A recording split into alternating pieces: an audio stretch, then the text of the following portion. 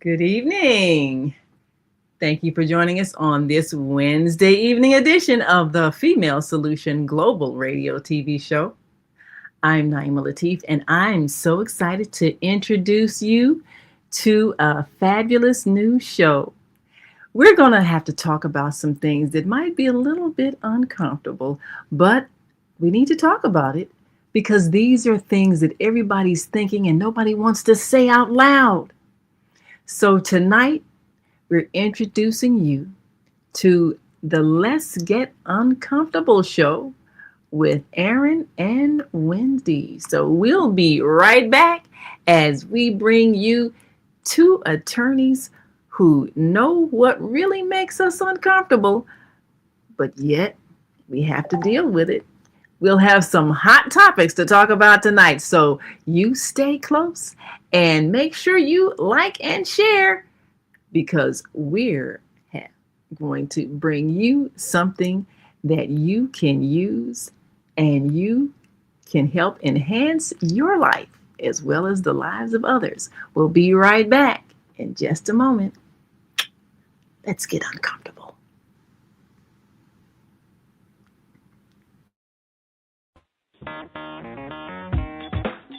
Women have the power to transform this world.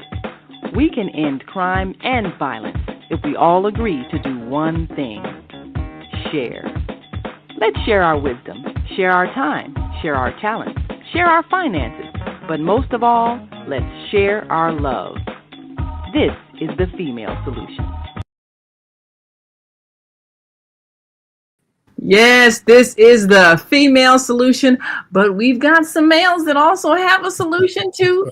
And they're joining us today, and we are here with the Reverend Attorney Aaron McLeod and none other than our beautiful host.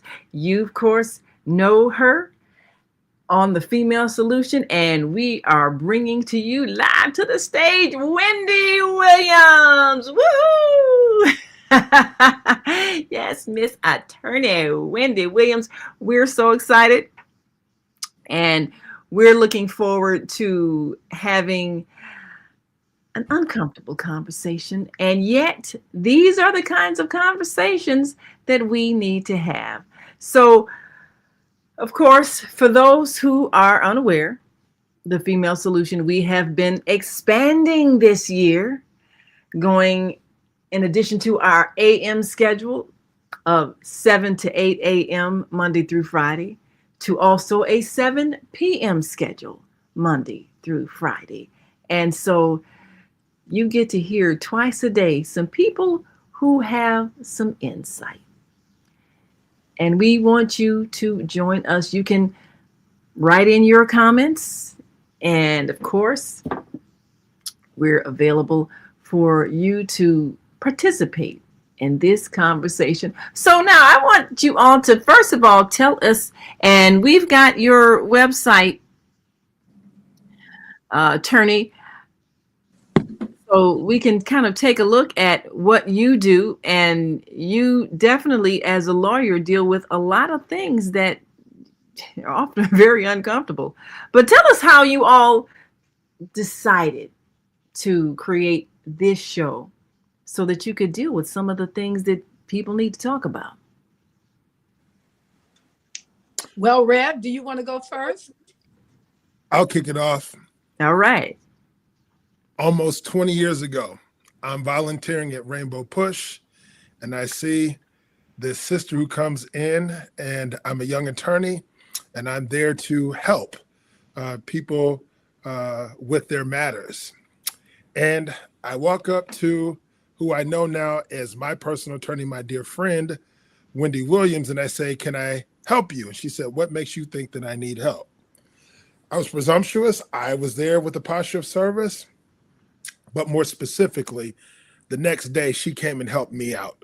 We joined forces on the case. We drove down to Southern Illinois, and we have been best of friends ever since, working to champion justice in our community, but more specifically, trying to make sense of things that for most people don't make sense, trying to share jewels, trying to share wisdom in areas where we have blind spots, where we have social faux pas in our community that cause great strife, consternation, and concern for byproducts of those choices that we make intentionally, unintentionally, the oops upside your head moment. And so, Mr. Attorney, we've had moments where I've just sat on the phone and just listened to her talk and opine on various matters, and I've just been in awe. And I said, hey, we got to go out here and share this information because people are perishing for lack of knowledge. And so that's how we got together, and we pressed her for a few years to say, hey, let's start a podcast, and now we're here.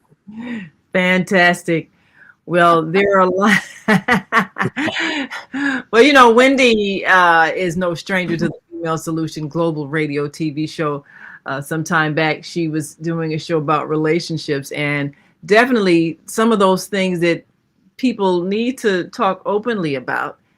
And sometimes it's difficult because it can be even embarrassing. I know one thing that I saw pop up recently on Facebook, it was a conversation about how men and women view sexuality differently.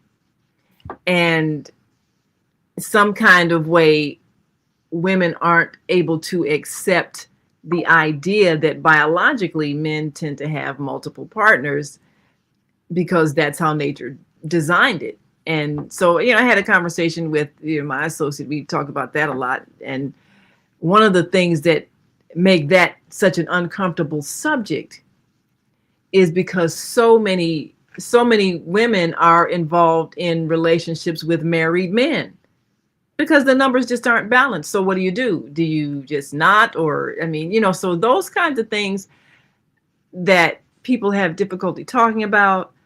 People have difficulty talking about when, you know, the partner doesn't have money, and, you know, how do you deal with that when you find yourself, you're actually financing a man, you feel like you're paying him to live with you because you want a partner, and yet he has nothing to offer except companionship. Is that an embarrassment? And we've talked about those kinds of things. You know, people with you know, prison records. How do you let people know that you have a past that's shameful? So as attorneys, I'm sure you had a lot of issues come up. What are some of the uncomfortable conversations that you're looking to have as we approach some of these topics that need to be talked about openly?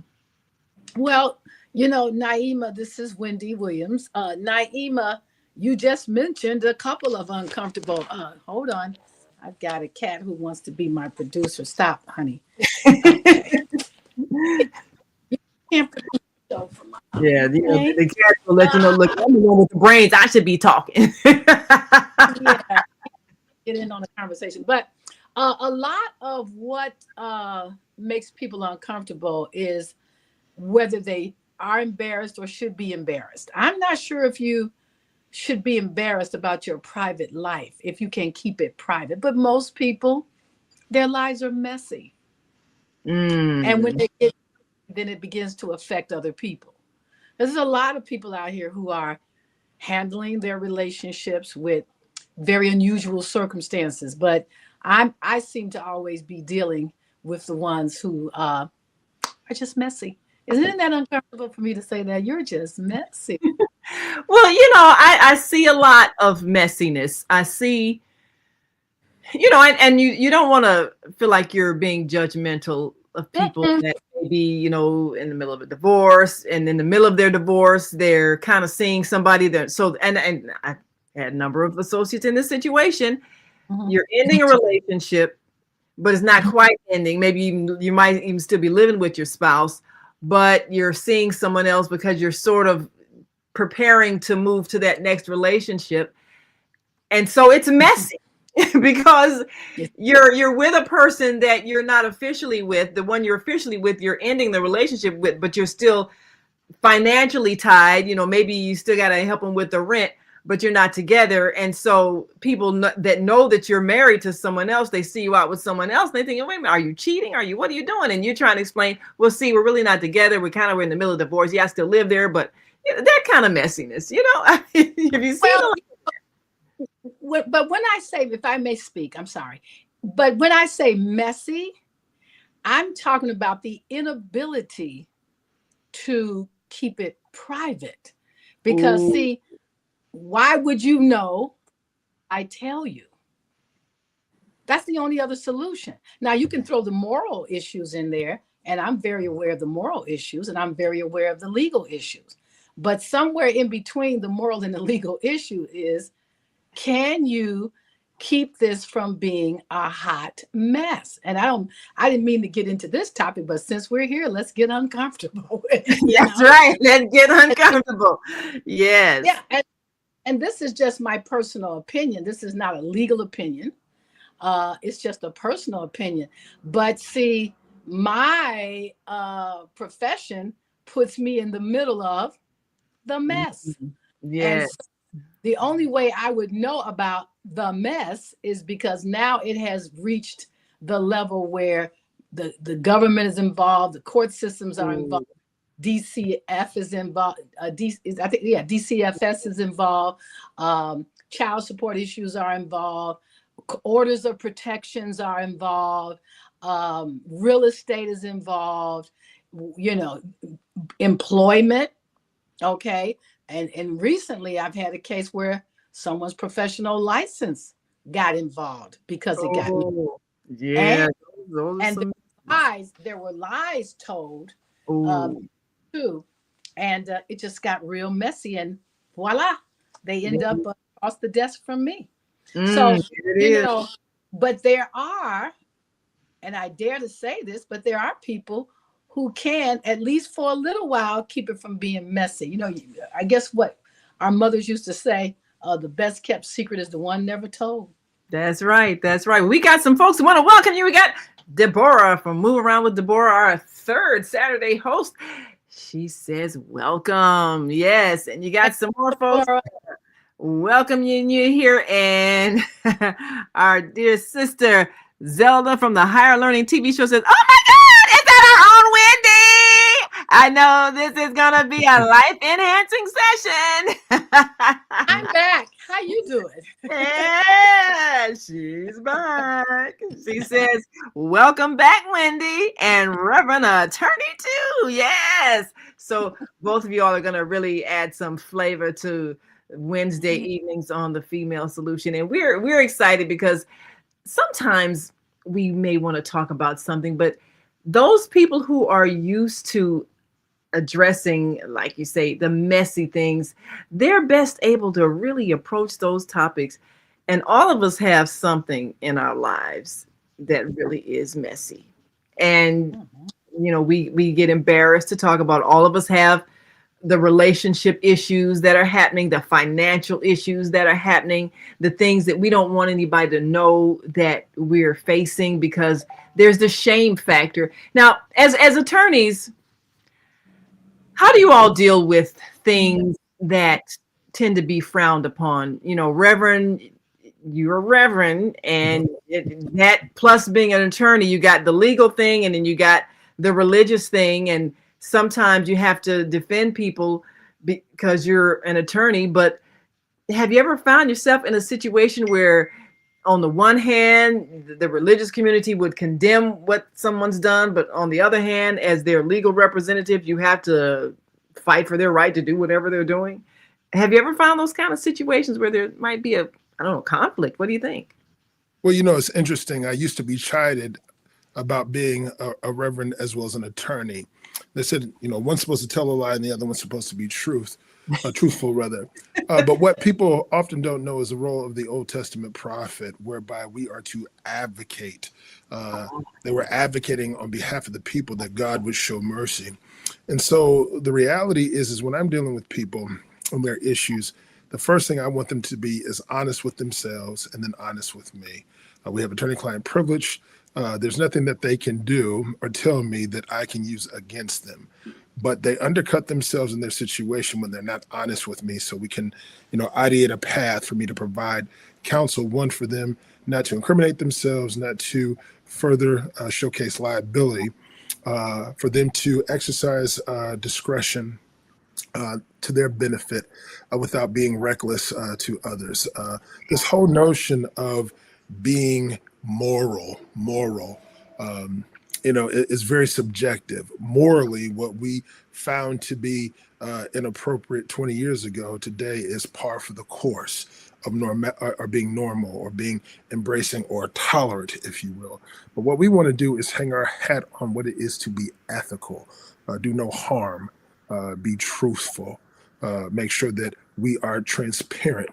But this whole notion of discretion when we're dealing with people who have issues and they're coming to us sometimes at inopportune time, sometimes when it's untimely to help them out.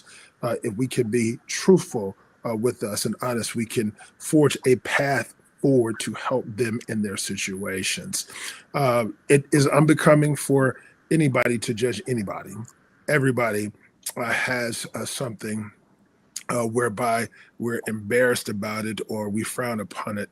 But that's this notion of grace, unmerited favor, and this notion of mercy for those who subscribe to a faith tradition like myself. But it also is incumbent upon me from my faith tradition or my theological bent to be of service, to be there to help people when they're most vulnerable, to provide knowledge, because the majority of these things that they do, particularly when you look at youth crimes, underdeveloped brain, not necessarily putting into full context, we're not mature, we're not coming to our full selves until our 30s and our 40s. Today, quite honestly, to be 30 is to be 18.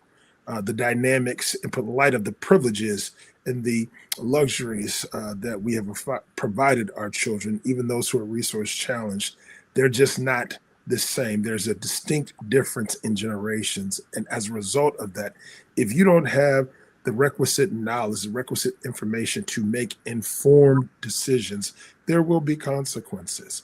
And some of the decisions that are being made, or some of the realities that we are experiencing, it's not so much that they're natural, but they come from a natural consequence from our social location, our lack of knowledge, or the realities that we live in. And so if we can't approach these situations and not be judgmental, if we can't approach these situations and not be pragmatic, we can't approach these situations and be forward thinking and progressive to help people out, Miss Attorney, nor I, nor you, my dear sister, aren't helpful to anyone. We're just in the way.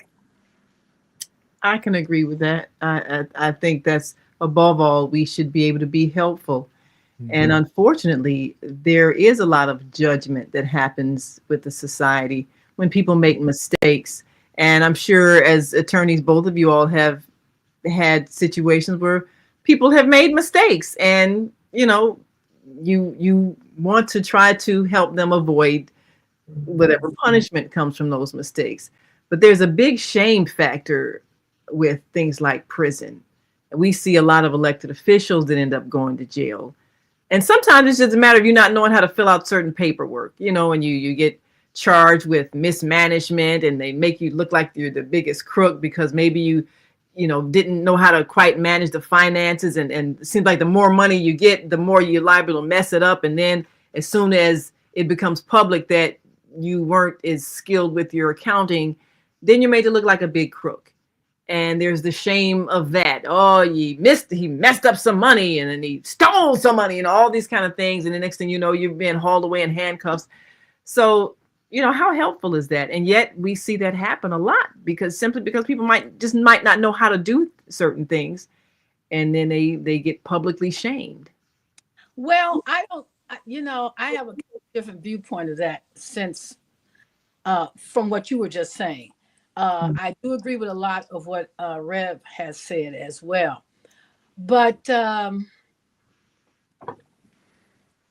where I sit, I don't judge until I have all the facts. Mm-hmm. And I'm not judging as much as I'm analyzing. I think the word "we're being judged, don't judge me" is kind of overused. It's more like analysis. Mm-hmm. Trying to get the truth out of your client and he's saying don't judge. I mean, it's like, wait a minute. What did you do? How do you expect me to help you? Yeah. If you don't tell me everything. And as Red said, these are private conversations for the most part. And we need to, an assistant might be sitting there taking notes, but that's a confidential employee anyway. But I've had from A to Z some of the most horrific, because I do criminal. So I'm doing assault, I'm doing rape, child molestation, I'm doing drunken drivers under the influence, drug addicts. I mean, I see it all. And if you don't trust me to tell me everything I need to know to help you, or to steer you away from the stiffest punishments, because now we have body cam.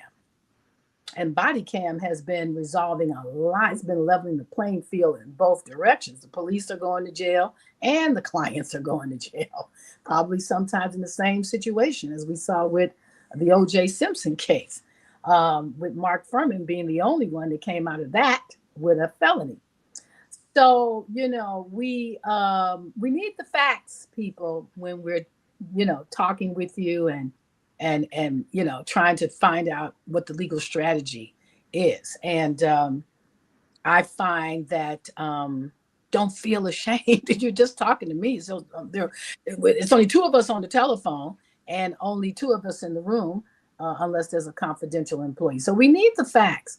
Now, as far as society is concerned, well, journalism and investigators outside of the attorney-client relationship, there's nothing we can do about that. It's public information. In fact, the way the statutes are written for crime is that, it concerns the peace and dignity and of the society. That's the way it's written. It's in the actual statute. And so if you're disturbing the peace and dignity, then you're going to find yourself confronted by the system. The second thing is the resources. Rev touched on that. And resources are very important. You need emotional resources. You need psychological resources. It's not always money, as we know from all the wealthy individuals who find themselves in trouble. And so at the base of a lot of things is desperation. I'm finding that to be the bottom line in a lot of family law issues, in a lot of criminal issues. There's desperation. And then outside of that could be greed, right there with desperation. And then fears. One thing I've learned, if I can put this out there, I learned to have courage. And a lot of people don't find themselves in the environments that give them courage. Well, I can definitely understand that. Now we've got a comment. Brenda Parker says, good evening. I want to get back to the courage thing. We got to take a quick break. But when we come back, I want to deal with one of those uncomfortable things that happens often in families. Things like molestation, sexual assault. How do you have the courage to come forward against a family member, knowing that it's going to be a legal issue?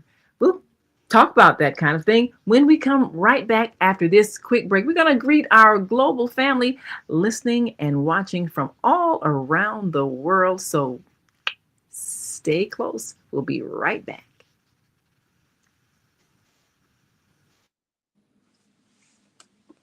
We are global transformers, changing the world from the way it is to the way it should be. We are one. Wherever we live on this earth, we are one human family. On behalf of our team of radio hosts, I'd like to extend a greeting to all the members of our family, whenever and wherever you may be listening around the world. To our family in China, Ni Hao. In India, Namaste. In Japan, Konnichiwa. In Korea, Annyeonghaseyo. In Russia, Здравствуйте. In Germany, Guten Tag. In Poland, Dzień dobry. In France, Bonjour. In Spain, Hola. In Italy, Ciao. In Egypt, Ahlan wa sahlan. In Ghana, Akwaba. In Nigeria, Peleo. In South Africa, Sawubona. In Senegal, Nangadef.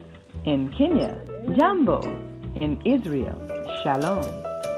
In Pakistan, Afghanistan, Palestine, and Saudi Arabia. Assalamu alaikum. Greetings, and may peace be upon you all. Join us live on the on-air radio network called 727-731-5192. We want to talk to you.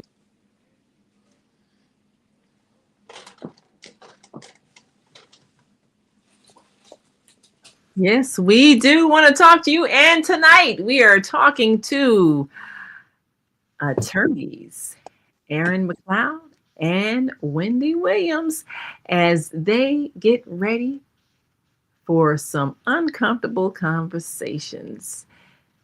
We're launching the new show, Let's Get Uncomfortable, the Let's Get Uncomfortable show right here on the Female Solution Global Radio TV show. And these are some people who are used to having those uncomfortable conversations that we really have to have, even though we don't want to talk about things. So one of the things that I hear often in families is, and there's one in every family, somebody in the family is some kind of way emotionally misshapen and is misusing sexual energy in a way that is harmful. They're the molester, and everybody knows that you don't have your children be alone with them. Sometimes people will not say openly why you can't spend the night at Uncle so-and-so's house, or don't let Uncle so-and-so take you into the bathroom. I mean, sometimes parents will not openly say what it is, but everybody in the family knows that they got a problem.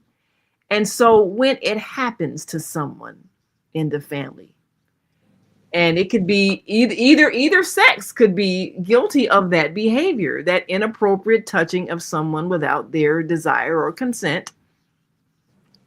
When that happens, and a person has to come forward and have the courage to tell on someone who might be otherwise a loved family member, how do you have the courage to come forward and say that, especially when it might end up being a legal matter where you have to press charges? Have you seen that situation, and how do you advise clients when it comes to that? Well, we rarely are that close to the situation. Usually the outcry person is generally not part of the criminal justice system.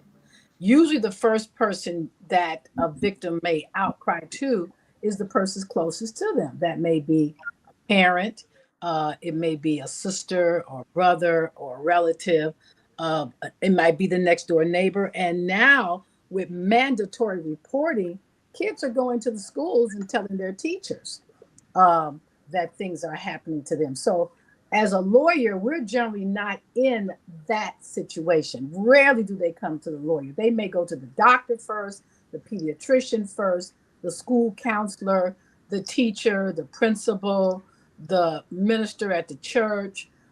They may go there first before they come to me as an attorney.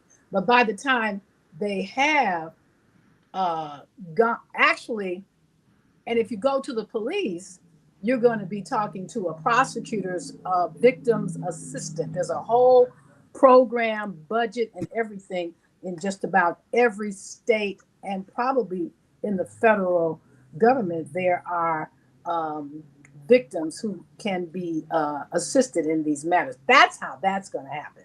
The other issue you're talking about is usually after, before we get involved.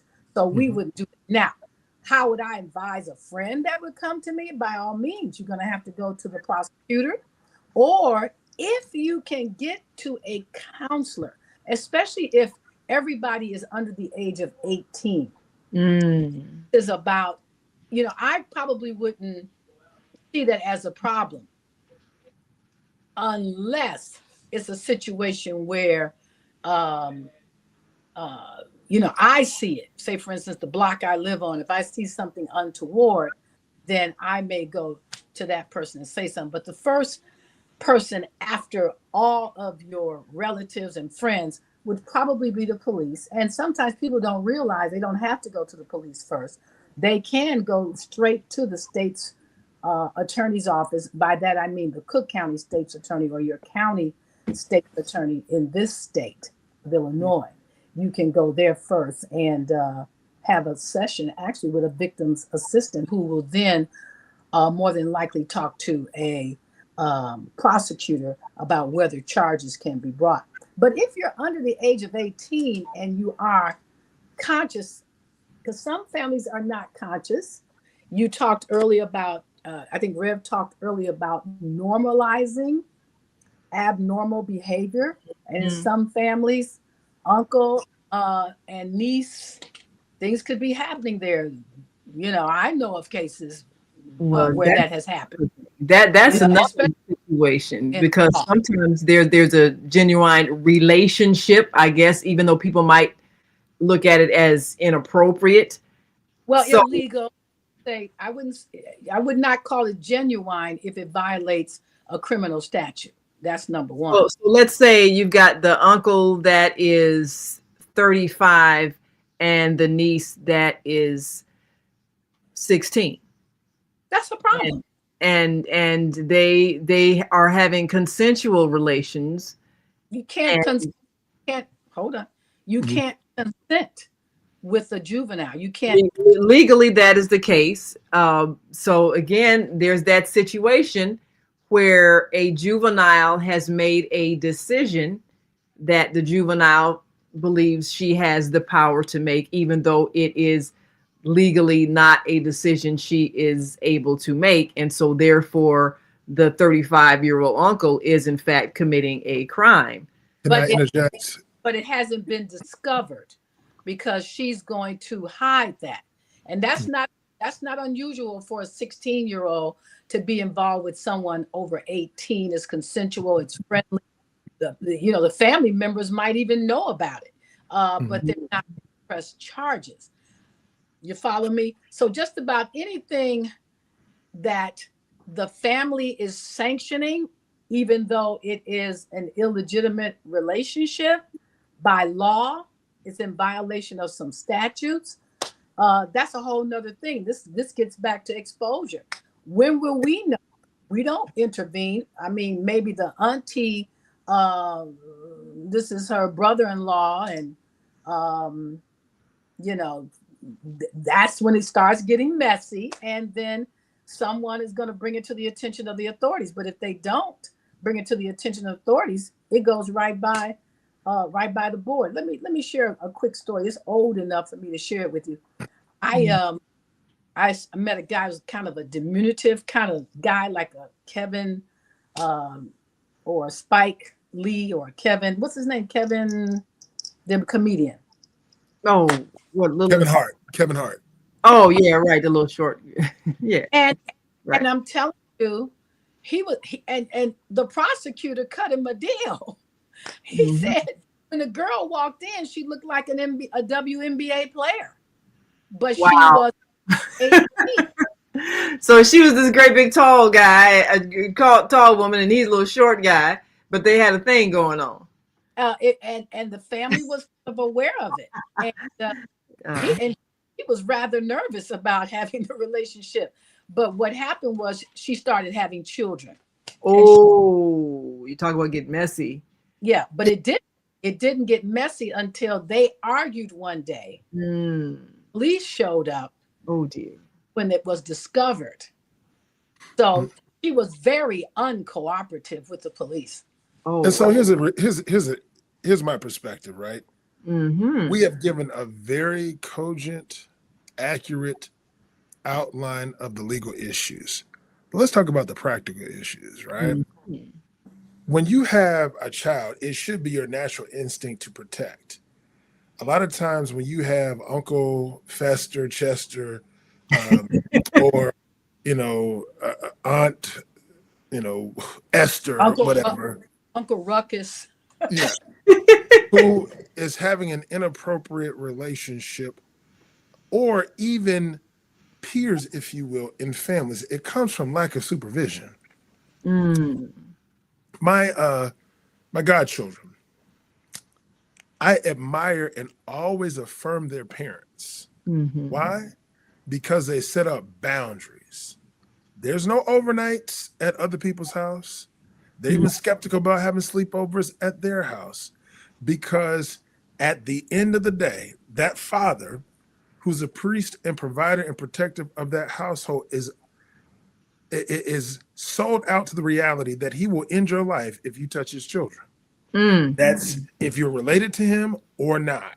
And so this whole notion of, oh, I've got to work, let me throw the kids off on grandma or auntie who's in a house where the child ratio to supervisor, the child parent, a child teacher, or child supervisor ratio is just off.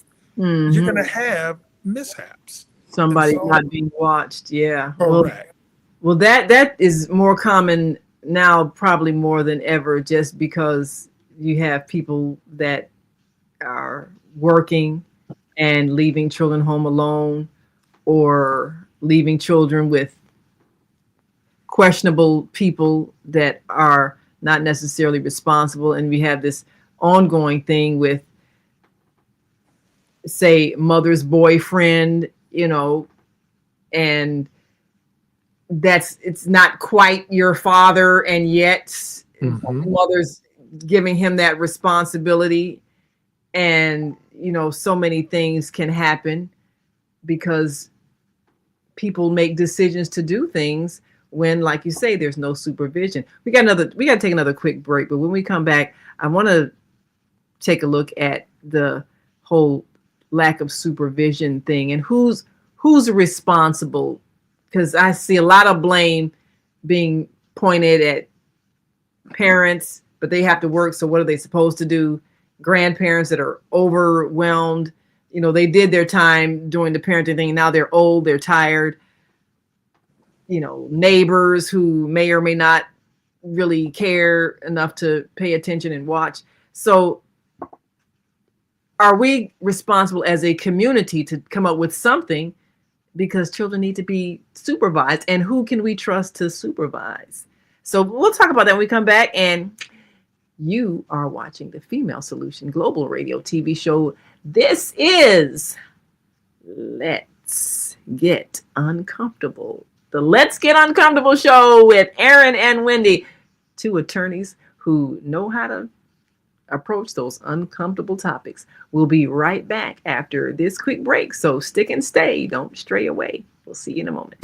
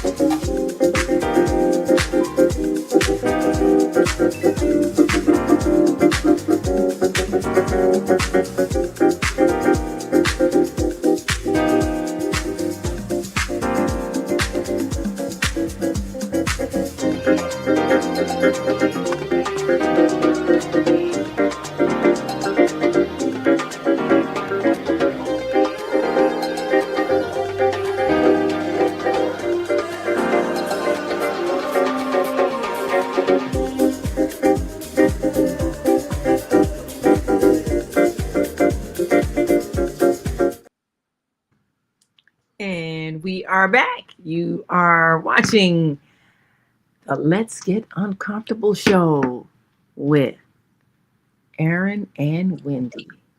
And they'll be joining us every first and third Wednesday evening here on the Female Solution. Yeah. Yes. I want to kind of jump right in and respond to this. Nima, I know you, and I know you are so community minded, but this community, all communities in the United States operate under one justice system, one criminal justice system, one court system. And So what we do in the community to, you know, make sure that the children are safe, which is the bottom line, and the best interest of the child is the bottom line as far as the court system is concerned. We can put together those kinds of guardrails, as Rev said, to take care of those issues. That's fine. But we as lawyers are dealing with a greater context, which is the justice system itself. Now, some individuals have done a wonderful job of monitoring their children's behavior, so on and so forth. But as you know from my other show, that I really believe in making sure you're picking the right families to marry into, and that you make sure that people are aware of where you stand on certain issues before you get into those relationships. I've seen people who live a very appropriate, legitimate life. They marry into a marriage, into a family, I should say, that does not carry that same value system. Now, you may be in love with the person from that family, but that individual may be attached to a family system that is not going to be the best family system you can bear children and born children into that. And so that gets back to, as I've always said, you've got to know the 4 things that I believe will help you make better decisions. Now, some people have compatible problems. 2 people can come together with compatible problems, and they will continue to have problems. They'll have joint problems, and they'll have joint compatible problems with the greater justice system. But if they can operate within a smaller context, the right way, I'm not talking about inappropriate, because we have enough of that in the news today. What's inappropriate behavior with children that are underage. So, your family system should jive with the criminal justice system to the extent that you stay out of my office. You see? But if you're in my office, in a system that is in derogation to the greater justice system, then you're going to need me. Yeah, and it's interesting. I'm sorry. Well, It's interesting. Go ahead. Well, I was just going to say, is that a conversation you need to have with someone you're serious about? Like, do you have somebody in your family who's been to prison for, a crime that I would worry about my children being, just that person, anything from assault to, sexual assault to murder. I mean, or if you happen to find out someone went to prison, is that something that needs to be discussed? How rehabilitated are they, or how rehabilitated are you if you've done time? I mean, it's really a very personal decision that could lead into the criminal justice system again. And I've got a million stories just like that. I'm okay with Pookie's background, but Pookie also has a brother. Okay. And I can't send my kids to their grandma on your side of the family because Pookie's brother is going to be there. And it just grows into a geometric problem. Then Pookie gets mad and he's after his brother, and you're him, and then infighting, the orders of protection, forces, and God forbid drive-bys, and just another messy situation. So, Reverend, Reverend Attorney, what have you observed in these situations, or even had to step in and advise in these situations? Let me say it this way. There's power in planning, right? I was very fortunate to be raised by my grandmother while my parents worked, while my mother achieved, her dreams of being a career woman, while my father did his thing professionally and had a love affair with the golf course. My dad played golf almost 6 days out the week after he taught his classes. He was a college professor.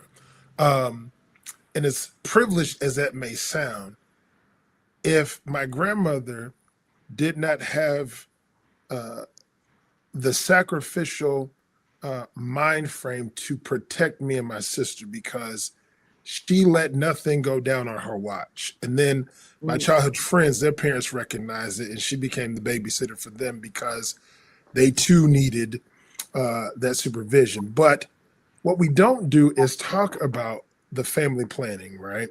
What is the projection of what you want your children to be, how you want them to be raised? What's the necessary provision that you need them to be, need them to have to be what they want to be and what you need them to be? Responsible, law-abiding, not menaces to society, not detriments to other people, especially when we're dealing with folks who are dealing and navigating with undiagnosed mental health issues and disabilities that are traumatized, demonized, and inappropriately supported. And so when we talk about, well, they have to work, or this is what they have to do, and so we push the kids there, when are we going to begin to have the conversations about not just ridiculing people who have backgrounds, understanding what those backgrounds are? Even if we look at Malcolm X, who unfortunately was a victim of circumstance, but rehabilitated himself through his religious doctrine and training to be what I would regard as an exceptional father. So this is not the space to say, if you have a record, you are less than. Yeah. But more specifically, we don't know how to date. We don't know how to partner. Where is the conversation about, at age 12, 13, arranged marriages whereby families are walking together to project a future? Not that you get married at 18, but you come together on this trajectory to build stronger, safer communities through good matchmaking, marriage, and family planning. That's where we miss out. Are these things that then we need to really be talking about, even with our neighbors, as we think in terms of what kind of families we want our children to marry into? And culturally, is this something we should? Because I've been involved in global Muslim community where there are certain cultures within that community. Well, that's what they do: arranged marriages. And a few people tried it here in America. It kind of ended up disastrous because we didn't know how to assess if somebody is emotionally well enough to be a spouse. So a lot of mistakes were made. But the theory is good that you begin looking at families. Is this an emotionally healthy family? Are they stable? Do they follow certain values and principles and honesty and integrity and those kind of things? Would I want my son to marry into that family? Would I want my daughter to marry into that family? Should the parents get together and talk about that? Do you think that's something that we should do? Most definitely. Yes, most definitely. But the problem is the starting point. See, we're already in 2025. This country has been here since 1492. And when you study the history of this country, relationships have not been great. You see what I mean? We just got in 1983, when I started law school, that was the first time domestic violence issues really came to the national forefront. That's right. Away from that was definitely a hush-hush thing you didn't talk about. And 1776, and then the 19th Amendment for women, and then the Civil Rights Movement in 65. Look at what happens in this country. You see, it's not a stabilizing situation. It's not stable right now in 2025 for everyone who lives here. You see? Yes. And let me say this now. This is very important. Religion or not, in the mosque every day, in the church every day, in the synagogue every day does not guarantee a healthy relationship. That's what I observed. Those are just practices. I don't care if it's a multiple wife structure, a monogamous structure, or where you can marry a cousin. I don't care what that is. The underpinning of all of that is this a safe environment? I'm just going to keep it there, safe. If it's not safe, if it's full of violence, if it's full of messy situations, then it's not a healthy relationship. And this is why I've said this before on other shows and on my other shows. There's 4 things I find are consistent with messiness: ongoing criminal behavior. So I'm going to give it up to the guys who have turned their lives around. But what about the ongoing criminal behavior?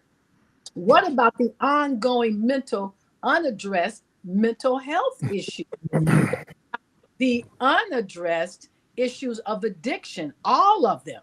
I'm talking about smoking. I'm talking about drug addiction. I'm talking about holics. I'm talking about these are the disruptors that I find that are common themes in our relationships, our religious practices, our income levels. It doesn't. And then the 4th one is violence. So you got violence, mental health issues, holics, and criminal activity. And if you're not aware of the person you're intended, the person that you want to spend the rest of your life with, you need to assess whether or not your children or you may be impacted by that kind of domestic relation. Then you can set the expectations. I don't know if you'll set them high or low or within your religious practices, but you have to have an acceptable, compatible set of expectations so that later on in the marriage, as the children start coming, things change. Yes, some things change. I remember when we in the 60s, when we came home and we wanted to wear afros. And I remember my mother, she wear her afros. You know, I said, I'm not going back to the line anymore. But that was a healthy kind of agreeable transition. Yeah, some things are so out of the norm of what's culturally acceptable. It takes a while before people can decide that there's not something wrong with you for doing this thing. We got to take one last break, but when we come back, I want to address that violence issue, because domestic violence, we talked about it in a couple of shows here on the Female Solution, but that tends to be one of the most hush things in families. And how do you tell the difference between what people, and I don't think any hitting of children is acceptable, but for those who do, how do you identify when it has been abuse, and how you address it if it's culturally accepted abuse? So we'll be right back. We're going to talk about that. And of course, we want you to stick and stay. Don't stray away. We'll be right back after this message. Stay with us.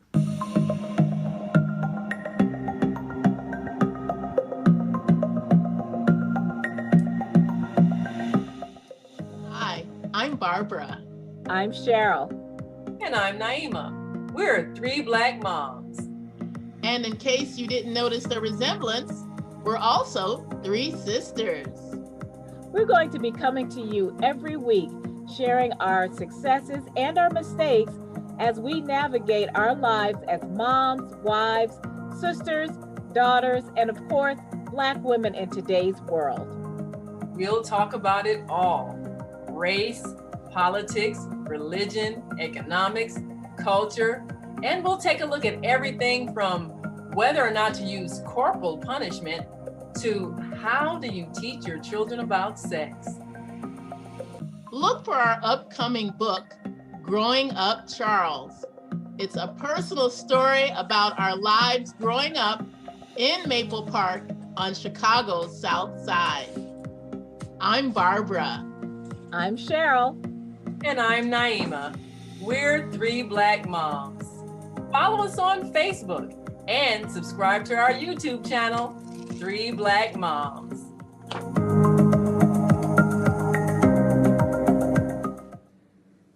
We are back. You know, the book that I'm writing with my sisters, Growing Up Charles, all of us are writing, you know, it's kind of like our memoirs of growing up in our household. And during the time we were growing up in school, teachers allowed spanking in the classroom. All of us had teachers that they would haul the child up and whack them on the behind and so forth. Well, that's not allowed today. Not a beating. That's not domestic. If you're the recipient, pain is pain. But that's the issue, though. At what point does it cross the line? Now, some people say, well, if you leave scars. Well, there's emotional scars if you hit the child, but that's another story. But I had friends who went to Catholic school, and they would talk about how they were hit with a ruler, and they talk about how the nuns would make them bend over and tighten their skirts so they could feel the pain. I mean, it's all kind of beating styles. But when it comes to parents hitting children or parents hitting each other, how do you decide that it has gotten to the point where it's abuse and you need to tell somebody? And who do you tell? And what do you think is going to happen if you tell? How do you deal with that? That's fascinating to me. And Naima, you and I have talked about this before on other shows. And you're looking at a real narrow group of people who are willing to cover up or hide, and they've been taught to do that. Yeah. I know of a family where the older children were not the children of the stepfather. So the mother had been married before. She had older children, and then she later had another set of kids and it was really kind of bad. And the mother encouraged the girls not to talk about the abuse that they were receiving. So many of the solutions that we look for with questions like that are, cultural questions, and we live in a culture where some corporal punishment is allowable or permissible. Of course, you can't draw blood, break bones, okay?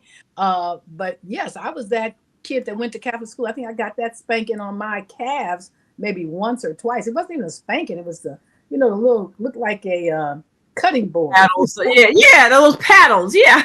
I mean, 2 whacks. It wasn't a beating. It was just 2 whacks. And then I remember having to go to the board and write 50 times, I will not do something. I will not chew gum in school. And, right? I stopped. Cruelty for chewing gum. I mean, really. But I mean, hey, that culturally, so it was a distraction, probably a distraction, blowing bubbles. I'm a kid. I don't, I'm doing something that's distracting.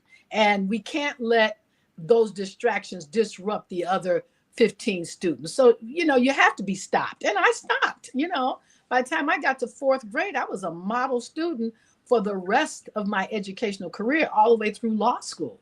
So should a husband then kind of give his wife a little whack on the behind or a whack upside the face or whatever if she says something that he doesn't like? Definitely not. What's the difference? What's the difference? Well, so if you're young, you can be beat, but if you're older, it's okay not to be. See that this is one of them things. So No, that's not what I'm talking about.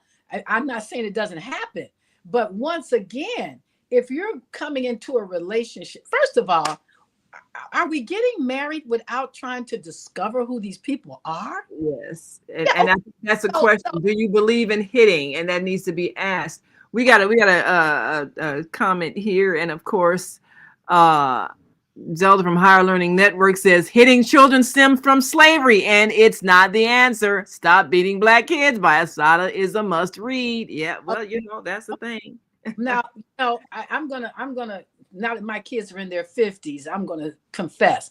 I used to have a little ruler, and when they didn't do what I asked them to do, and I talked to them, come on, hold your hand out, whack with that ruler. So, well, those are the kind of plastic ruler. But I also talked to my children. I had the ability to talk to them. I would sit down and say, look, and I'll never forget the first time my son was 12 years old. He asked me, he says, how can I avoid that ruler? I said, can you just do what I asked you to do? He said, from that point on, he became the best organizer in the house, the cleanest, most organized person in the house, because all I was asking him to do is, organize your room, clean up. And that has followed him throughout his life to this. He's getting hit from that ruler. Well, we've got to go. But of course, this is one of those conversations that we will need to have. It might get uncomfortable, but we got to talk about it.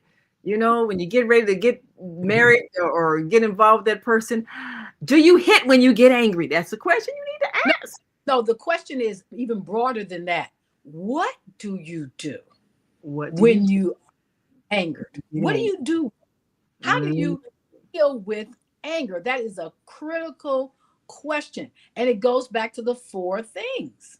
Because all of them going to show up. Do you start drinking? Do you go out and commit crimes? Are you violent? Do you go out and burn up the credit cards when you get angry? What do? You see? As we go, yes. I want to make sure we're clear.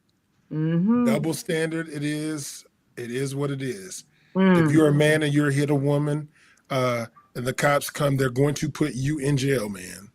Keep your hands to yourself. Oh, that's what it is. I don't care if he hits you first.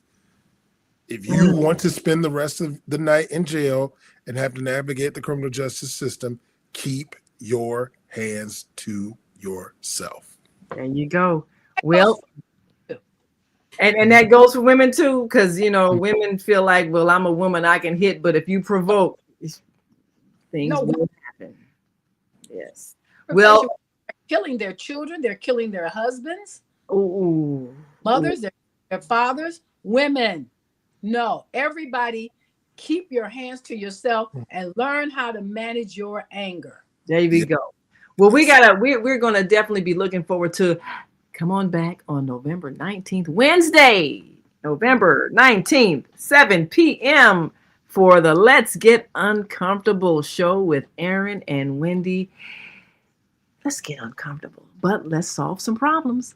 So we will see you then. Thank you all so much. Looking forward to it. And to get in touch with them, the information is right there on your screen. Instagram, you can reach them. And of course, on the website.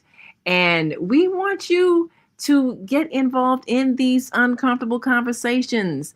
You can contact McLeod Legal Advisors at McLeod Legal Advisors. And the website is www.McLeodAdvisors.com. Instagram at Instagram.com/McLeod Legal Advisors.